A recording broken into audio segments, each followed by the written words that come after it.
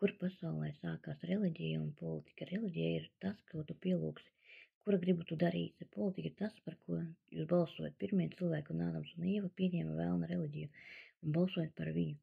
Tad pasaule iegrima nolādētā vidē. Kā izvēlēties pareizo reliģiju? Mūsdienās daudz cilvēku saka, šī reliģija man ir piemērotāka, bet tā nav mana. Kā šis divāns man ir ērts, bet tas nav man īpaši ērts. Vai arī tolete man nav piemērota, bet šis ir piemērots.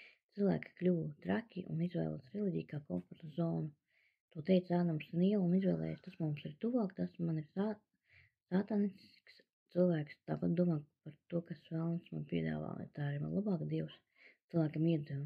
Zemi kā savu īpašumu sātans izmantoja politiku un reliģiju, ir sagrābis svarus savos kavās, lai pareizi izprastu aktuālos jautājumus, atbrīvotos no reliģijas un sātana politikas, abonējiet Taltrinko programmu kanālu, rakstiet man, ja jums ir nepieciešama garīgā saziņa un lūkšana. Es priecāšos sazināties ar jums un palīdzēt jums par daļu no dzīvās baznīcas tiešsaitē.